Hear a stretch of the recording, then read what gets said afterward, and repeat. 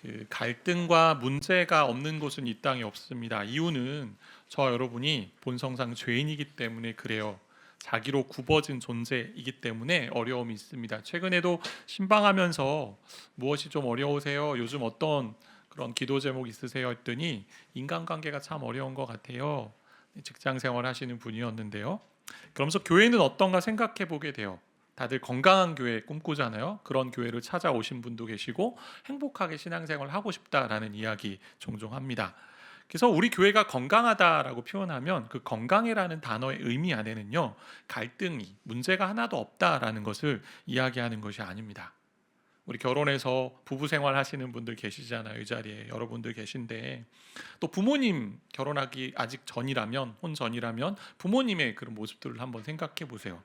서로 언약 가운데 사랑해서 결혼했는데 함께 살아가면서 갈등이 있잖아요. 의견 다툼도 있고요. 싸움도 하게 됩니다. 그래서 싸움이 없는 가정이 건강한 가정이 아니고 갈등을 잘 해결하는 가정이 건강한 가정이다라고 할 수 있어요. 그렇다면 교회도 마찬가지죠. 갈등을 복음적으로 성경 안에서 풀어가는 교회가 좋은 교회입니다.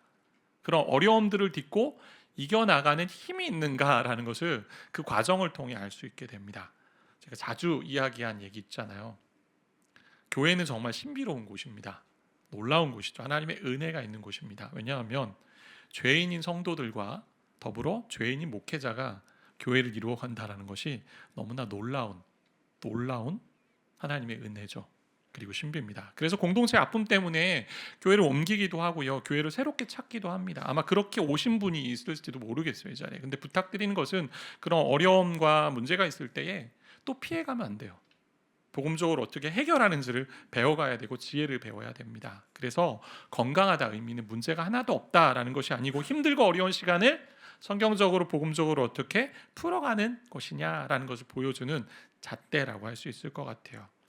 중요한 것은 건강한 공동체를 위해서 우리가 함께 바라고 추구하고 마음을 쓰는 것도 중요한데, 더 중요한 건 저와 여러분 한 사람 한 사람이 건강한 공동체원이 돼야 돼요. 오늘 말씀은 빌립보 교회에 잘 보니까 관계 안에 갈등과 분열이 있었던 것을 좀 볼 수 있잖아요. 정확한 내용이 뭔지는 알 수 없어요. 그런데 어떻게 풀어가야 되느냐에 대한 얘기를 오늘 말씀은 하고 있어요. 이 말씀을 통해 우리 공동체, 그리고 저와 여러분이 속한 여러 공동체가 있잖아요. 가정이 있고, 또 때로는 학교의 현장 가운데 있는 친구들도 있고, 직장, 사업장, 또 교회, 그 안에서 복음적으로 갈등을 어떻게 해결하면 좋을지 좀 살펴보는 시간이 됐으면 좋겠습니다. 세 가지 정도로 좀 살피려고 하는데, 첫 번째는 사람이 중요하다라는 거죠. 사람이 중요하다. 영혼이 중요합니다. 오늘 1절 말씀 우리 같이 좀 함께 읽겠습니다.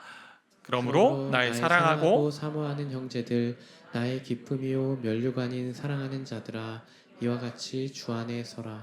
바울을 통해서 하나님이 빌립보 성도들을 격려하고 계세요. 5가지 표현이 나오잖아요. 사랑하는 자, 사모하는 자, 기쁨, 면류관, 사랑받는 자.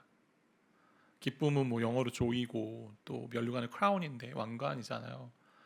나의 기쁨이고 나의 상이다라는 거. 당시 면류관은 운동선수가 운동 경기에 승리했을 때 주어진 승리의 관들 이런 걸 얘기하는데 상이잖아요. 그러니까 5가지 이 표현을 통해서 사랑하고 그리워하고 사모하고 나의 기쁨이고 면류관인 너희들, 결국 너희들이 너무 중요하다라는 거잖아요. 사람이 제일 중요하다라는 이야기예요. 그러니까 바울이 빌립보 성도들을 볼 때 이러한 단어들을 떠올리면서 가슴이 벅차 올랐던 것처럼 서로가 서로를 대할 때 그런 마음으로 좀 대해주세요라는 말씀이죠. 2절에 보니까 요오디아 순두개라는 두 여인의 이름이 나와요. 이 이름을 대표적으로 거론하면서 그 두 사람 사이에 갈등이 있었고 아마 파가 생긴 것 같기도 하고, 그런데 서로를 오늘 이 말씀처럼 사랑하는 자로, 사모하는 자로, 기쁨이고 면류관으로 대해주라. 거기서부터 시작하라라고 얘기합니다. 빌립보서는 기쁨의 서신이라고 하는데 여러 가지 상황 속에서 우리는 기뻐하잖아요. 내가 무언가 성취했을 때, 또 문제가 잘 풀렸을 때. 근데 빌립보서에서 이 기쁨은 고난 가운데서도 기뻐하고 갈등 가운데서도 해결함을 통해 기뻐하는 관계 속에서의 기쁨들을 또 이야기하고 있어요. 하나님이 저와 여러분을 이렇게 대하고 보시고 계십니다. 사랑하는 자 누구? 사모하는 자 누구? 그리고 나의 기쁨, 나의 면류관. 너가 나의 보배고 당신이 나의 목적이고 나의 소중한 사람이다라고 얘기하는 거죠. 바울에게 있어서 어떤 성취보다도 사람이 중요하다라고 바울은 이야기하고 있고요. 그리고 인생에서 기뻐하는 것들이 여러 가지가 있잖아요. 맛있는 음식을 먹을 때 기뻐하고, 또 내가 원하는 바가 이루어졌을 때 기뻐하고, 또 물질이 점점 많아지면 기뻐하고, 높은 자리에 올라가면 기뻐하고. 근데 그런 위대한 업적, 이루어 놓은 성취보다도 사람이 제일 중요하다라고 오늘 본문은 이야기하고 있어요. 여러분의 인생 가운데 남는 게 뭐가 있을까요? 우리가 하나님 앞에 갈 때 무엇을 가지고 갈 수 있을까요? 믿음 가지고 갈 수 있겠죠. 그리고 구원받은 기쁨 가지고 갈 수 있습니다. 그러나 이 땅에서 보내는 가운데 우리가 가지고 갈 수 있는 게 뭐가 있을까요? 재산을 가지고 갑니까? 내 학력을 가지고 갑니까? 업적을 가지고 갑니까? 결국 사람, 관계 가지고 가는 거죠. 내가 어울리며 나의 사랑하는 자, 나의 사모하는 자, 기쁨, 면류관이라고 이야기했던 사람들 가지고 가는 거죠. 왜 바울이 문제를 풀어내고 갈등을 해결하기 전에 이런 이야기를 먼저 할까요? 이게 하나님이 문제를 다루시는, 관계의 문제를 다루시는, 갈등을 다루시는 방식이고요, 성경의 지혜입니다. 우리가 이 부분을 저와 여러분이 배워야 되는데요. 사람은요, 보통 문제가 있으면 문제를 지적하죠. 그리고 바른 말을 합니다. 그래서 문제를 지적하고 바른 말을 했을 때 사람이 변화될 거라고 생각합니다. 근데 저와 여러분을 보면 알잖아요. 바른 말로 변화됩니까? 바른 말로 많이 변화됐으면 우리는 다 지금 성화된 사람, 완전히 성화된 사람들이 되어야 되잖아요. 누가 조언을 해주는데 맞는 말이라 해도 듣기 싫은 것이 인간의 본성입니다. 스스로 깨닫는 시간이 필요하죠. 그래서 성경은 얘기해요. 들을 게 있는 자만 듣는다라고 얘기하죠. 저도 가정 안에서 아내가 여러 가지 조언을 하고, 때로는 아들도 조언할 때가 있어요. 아들이 저를 조언할 때가 있어요. 근데 많이 얘기하고 나서 변화가 잘 안 되고, 어쩌다가 옆에 있는 그런 성도님이나 아니면 지나가는 친구가 했던 얘기, 때로는 TV에 나온 한 문장에 그걸 가지고 내가 바꿔야지, 이렇게 바꾸기로 했어 얘기하면, 아내와 자녀가 얘기하는 얘기가 뭐냐면, 그 얘기 엄마가, 그 얘기 내가 얼마나 많이 했는데, 수백 번 수천 번 했는데. 그럼 제가 얘기하죠. 수천 번 했기 때문에 이게 임계점에 와서 이제 얘기를 들으니까 내가 변화된다라고 얘기하는. 잘 안 바뀌잖아요. 사회 어리석음도 있어요. 바른 말로 하고 또 바르게 문제를 지적하면 바뀔 거라고 생각합니다. 근데 사람은 그런 존재가 아니잖아요. 모태부터 죄를 가지고 태어난 존재입니다. 그래서 상대가 바른 말을 했을 때 너무 감사합니다, 그 말 제가 고쳐볼게요 라고 바로 즉각적으로 이야기하는 사람은 어느 누구도 없는 것 같아요. 대부분 성가시게 여기고요, 자존심 상해하고요, 핑계를 대거나 아니면 마음 아파하고 합리화하는 경우들이 너무나 많습니다. 그것이 죄인의 기본값이기 때문에 그래요. 부부 사이에서도, 가족 안에서도 서로를 위한다고 이야기하고 좋은 이야기라고 얘기하지만, 듣게 되면요, 잘못을 감추고 싶어하고, 때로는 인정은 하지만 다음에 나가는 얘기가 있죠. 그러는 당신은 어떻습니까? 하죠. 그러는 너는, 이렇게 나가는 거죠. 사람의 말이 들리는 순간이 있습니다. 무엇인가 말을 했을 때 그것이 잘 들릴 때가 있어요. 정말 그 사람이 나를 위해서, 나를 사랑하는 마음으로 이야기한다라고 하면 그때 마음이 열리고 그 말을 듣게 됩니다. 바른 말이, 옳은 말이 세상을 바꾼다라는 것은 잘못된 이야기죠. 사랑이 가득한 말, 사랑이 가득한 바른 말이 세상을 바꾸는 거죠. 삶을 변화시켜요. 그래서 실제로 무엇인가를 제안하고 무엇인가를 조언하기 전에 사랑을 그 사람에게 확인시켜야 하는 작업들이 필요합니다. 이것이 복음 안에 있는 방식이에요. 오늘 말씀이 하는 방식이죠. 이 부분이 참 쉽지 않습니다. 특별히 옳고 그름이 삶에서 중요한 가치라고 여기는 사람들에게는 이게 너무나 쉽지 않아요. 잘못된 부분이 너무 잘 보이거든요. 그럼 뭔가를 고쳐야 되고 지적해야 되고 변화시켜야 된다고 생각하는 그런 마음들이죠. 율법에 사로잡힌 자들의 마음인데, 그럼 율법주의해야 되죠. 율법주의해야 된 모습은 뭐냐면, 말씀을, 율법을 자기가 원하는 식으로 활용하는 거죠. 하나님은요, 공의와 정의를 세우시는데, 공의와 정의를 세우시는 방식이요, 우리 인간의 방식하고는 좀 달라요. 긍휼과 자비가 있는 방식으로 공의와 정의를 세우세요. 그러니까 제안하고 우리가 변화를 추구하고자 여러 가지 권면하고 지적하고 문제를 해결하고자 할 때, 바른 말로 했다면 세상은 벌써 바뀌었어야 됩니다. 그걸로만 다 변화된다면. 우리 자녀들, 10대 자녀들이 그렇게 변화돼야 되고, 옆에 있는 배우자가 변화돼야 되고, 가족에 있는 사람들이 다 변화돼야 되는데, 그리고 무엇보다 더디 변하는 저와 여러분이 벌써 바뀌었어야 됩니다. 그렇게 옳은 말과 바른 말로 변화됐다면요, 주님이 이 땅에 오시지 않았을 겁니다. 말씀으로 했으면 되잖아요. 너희들 거룩해져라고 말씀만 하면 끝나요. 근데 주님이 어떻게 하셔서 이 땅에요 인간의 몸으로 오셔서 인간의 모든 질고와 아픔과 모든 어려움들을 경험하시면서 자기를 희생하시고 눈으로 보고 손으로 만지고 느끼시면서 사랑을 알려주셨어요. 그렇게 하지 않았으면 하나님의 말씀이 그리고 하나님의 사랑이 무엇인지를 우리는 느끼지 못했을 겁니다. 그러니까 말씀대로 오셔서 자신을 증명하셔서 그렇기 때문에 그때 말에 힘이 있고요. 사랑이 전달되는 거죠. 비로소 그것이 들리기 시작합니다. 그 작업을 지금 하고 있는 거예요. 바울은. 그래서 주변에 있는 사람들을 다시 한번 쳐다보세요. 옆에 있는 분들 가족일 수도 있고 아닐 수도 있는데 한번 좌우에 있는 분들 쳐다보세요. 여러분의 사랑이고 여러분의 그리움의 대상이고 기쁨이고 면류가 아닌 사람들입니다. 거기서부터 시작해야 들리기 시작해요. 나를 위한 말씀이라는 것이.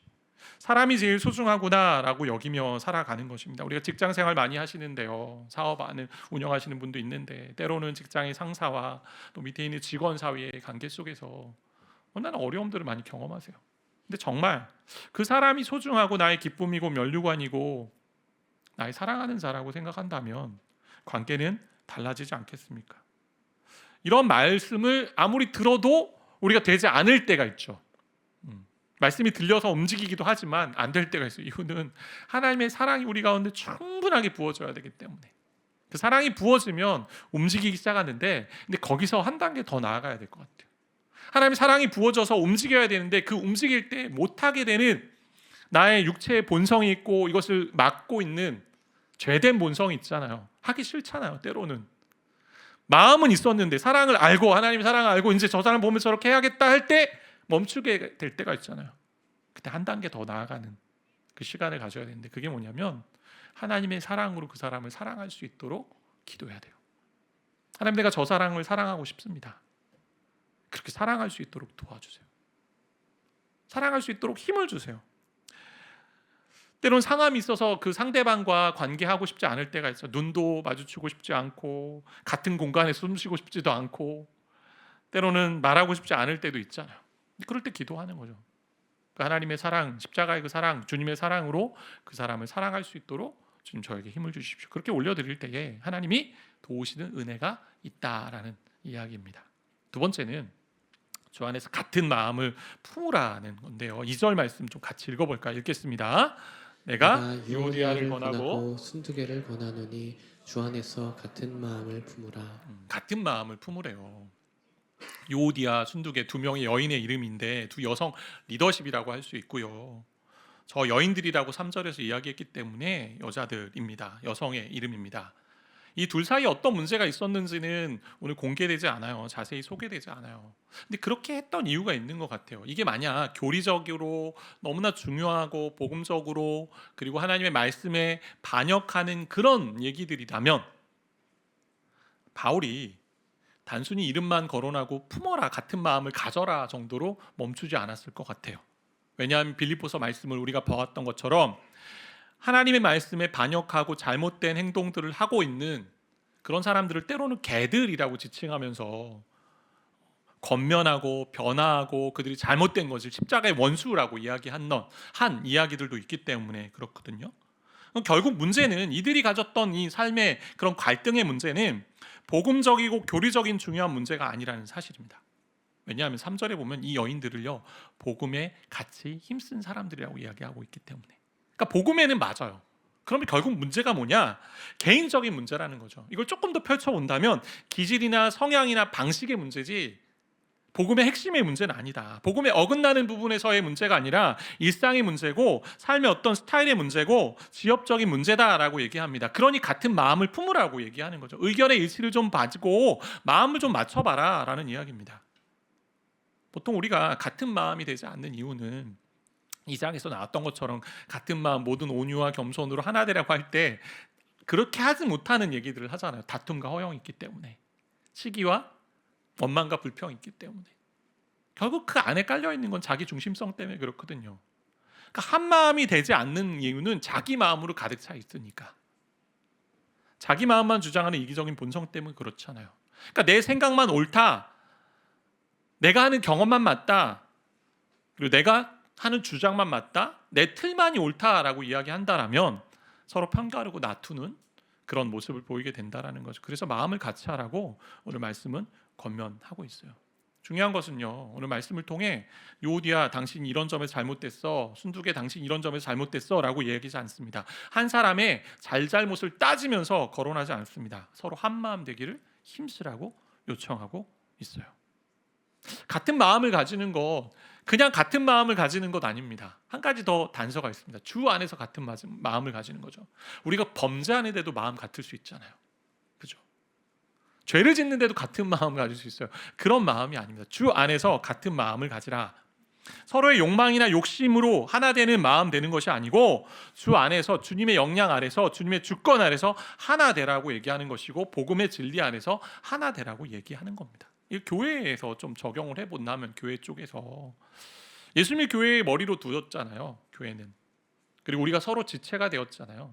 그래서 주님을 중심으로 복음을 중심으로 하나 되는 것을 얘기합니다. 그러면 복음이 중심이 되면 주님이 중심이 되면 내가 왕이 아니잖아요. 그러면 내가 그 사람과 좀 다른 부분들, 성향이 다르고 기질이 다르고 방식이 다른 것들을 조금씩 양보하고 내려놓기 시작하죠. 복음적으로 그리고 하나님의 말씀에 어긋나지 않는 거라면 좀 양보하고 포기하는 일들이 벌어진다라는 겁니다. 그것을 못하니까 다툼과 갈등이 생기는 거죠. 그래서 갈등이라는 단어 자체가 한자어가 칡갈자의 등나무 등자인데 등나무는 오른쪽으로 타고 이렇게 올라가고요. 칡은 왼쪽으로 타고 올라가는 걸로 알고 있는데 그러니까 서로 방향이 다른 거예요. 같이 올라가는데 그러니까 꼬이는 거죠. 우리가 이를 통해서 배워야 하는 것이 있다면 저와 여러분의 경험만이 옳다라고 이야기하고 살지 말자라는 거예요.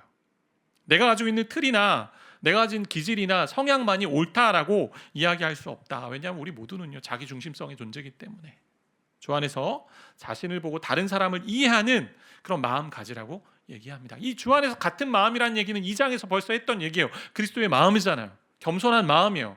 다른 사람을 나보다 더 낮게 여기는 마음이고 연합하기 위해서 내 것을 좀 내려놓을 수 있는 마음입니다. 그런 공동체에 저 여러분이 만들어가야 되지 않을까요? 우리 주님이 원하시는 마음입니다.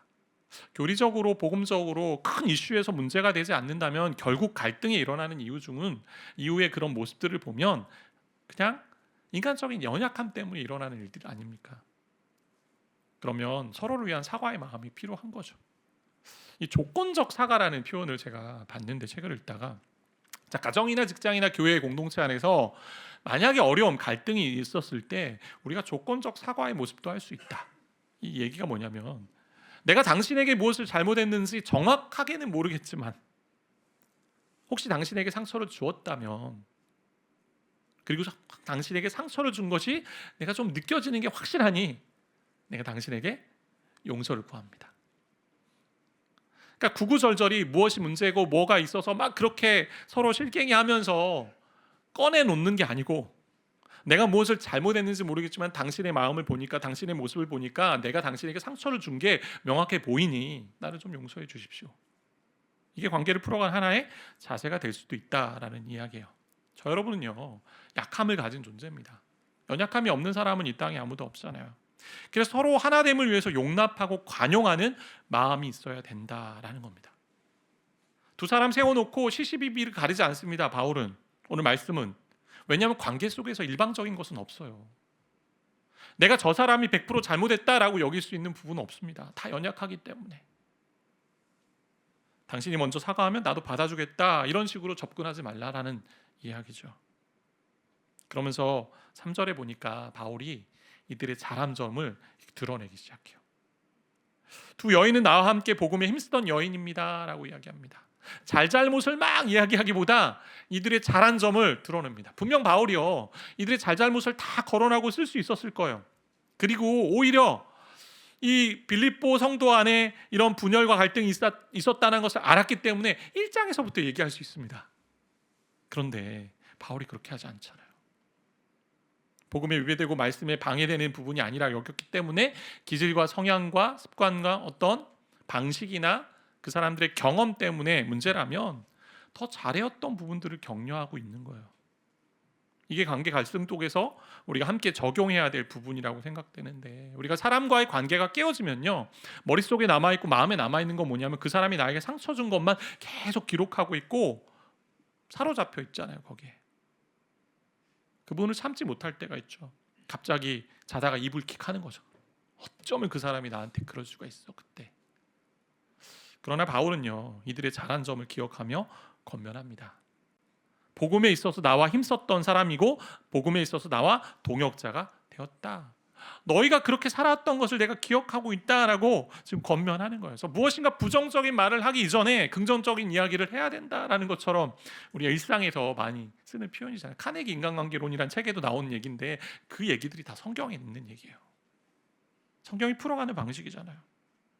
우리 남성들 같은 경우 면도하지 않습니까? 매일 거의 면도할 때마다 그냥 면도기로 면도하기보다는 비누칠을 하거나 거품을 가지고 할 때 부드럽게 되는 것처럼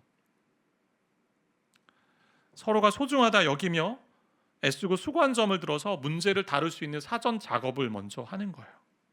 충분히 너희가 하나 될 수 있는 존재다, 애쓴 존재다라는 겁니다.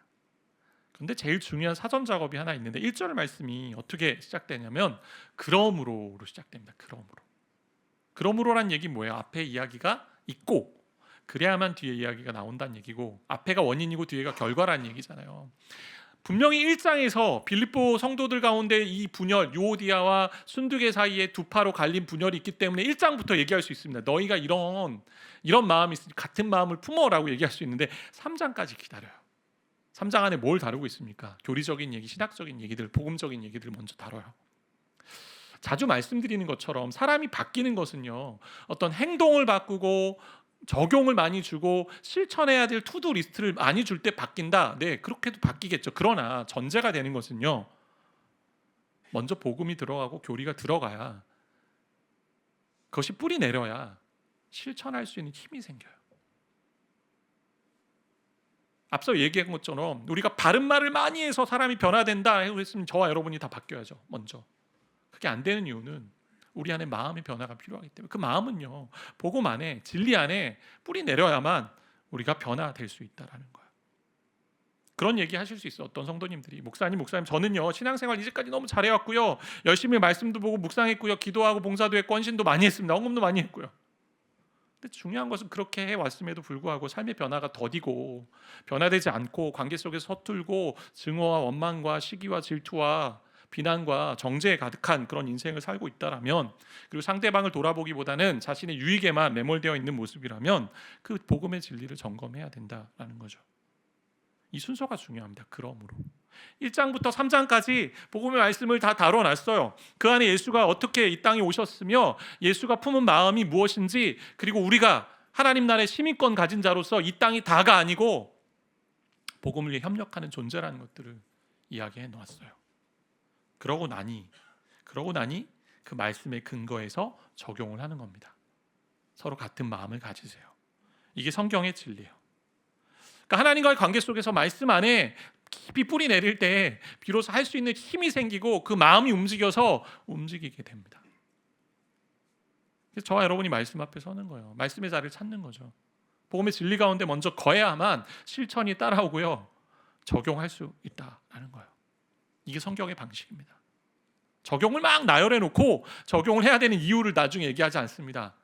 우리의 존재, 그리고 예수님이 어떤 일을 하셨고 하나님이 어떻게 우리 가운데 역사하셨는지에 대한 얘기들을, 복음의 진리들을 많이 얘기한 후에 이제 이에 적용하십시오예요. 그래서 그러므로라는 접속사를 잘 보셔야 합니다. 이 순서를 잊지 마세요. 세 번째, 마지막인데 서로를 도우라라고 되어 있잖아요. 빌립보 4장 3절인데 같이 좀 함께 읽겠습니다. 또 참으로 나와 멍에를 같이 한 내게 구하노니 복음에 나와 함께 힘쓰던 저 여인들을 돕고 또한 글레멘드와 그 외의 나의 동역자들을 도우라. 그 이름들이 생명책에 있느니라.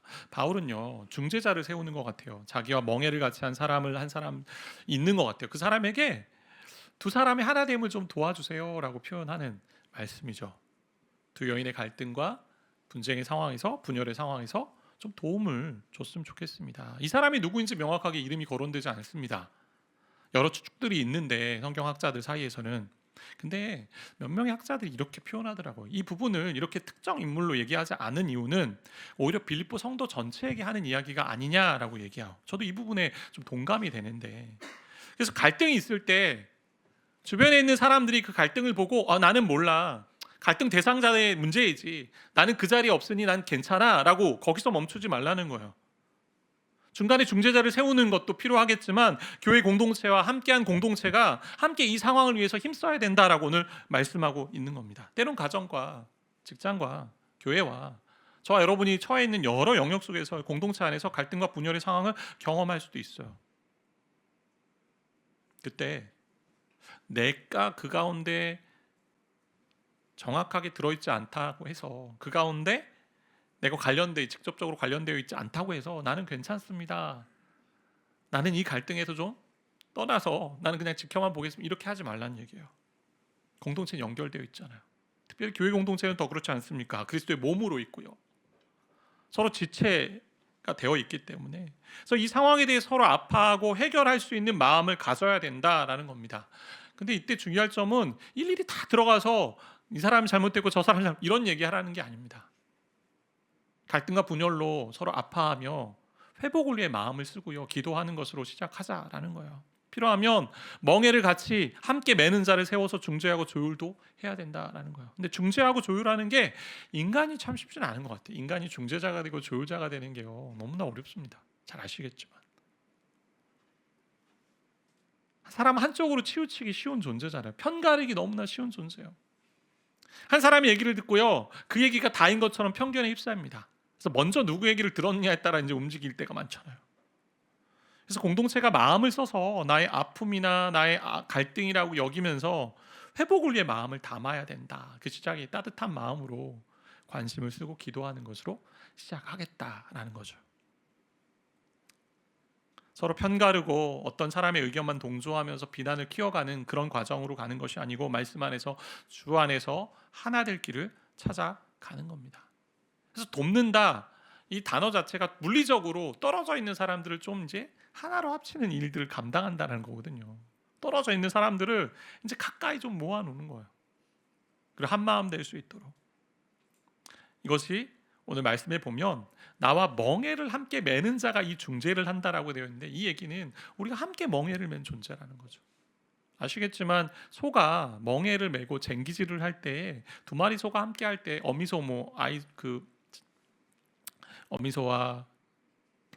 어미소의 아들 뭐라고 그러죠? 새끼소, 죄송합니다. 제가 잘 안 떠오르네요. 어미소와 새끼소 같이 있을 때 한쪽이 너무나 빨리 가면 이것은 정면으로 가지 못해 계속 돌잖아요. 그러니까 보조를 맞춰서 함께 가는 일들을 하자는 거죠. 이렇게 해야 하는 근거를 한 가지 덧붙이는데, 3절의 말씀 보면 마지막에 이렇게 되어 있어요. 우리 모두가 생명책에 기록된 사람이다. 저와 여러분이 그리스도인으로 함께 모여 있다면, 우리가 복음을 거부하고 반역하지 않는 이상 어떤 기질적인 차이, 성향의 차이, 방식의 차이로 약간의 갈등이 있고 분쟁이 있다 할지라도 결국은 저와 여러분이 하나님 나라에서 또 만나는 사람이잖아요. 가끔 그런 경우 있잖아요. 그리스도인이라 하면서 내가 관계에 갈등이 있으면 나 저 사람하고 평생 안 보. 아니요, 주님 나라 가면 봐요. 생명책에 기록된 자기 때문에. 그래서 이 땅에서 풀어낼 수 있도록 하나님 말씀하는 거예요. 내가 저 사람도, 너와 갈등을 일으키는 저 사람도, 분쟁을 일으키는 저 사람도 하나님의 자녀인 것을 잊지 말라라고 얘기합니다. 하나님의 거룩한 자녀라고. 그래서 우리가 서로를 어떻게 대해야 되는지 배우라고 말씀하고 있는 부분입니다.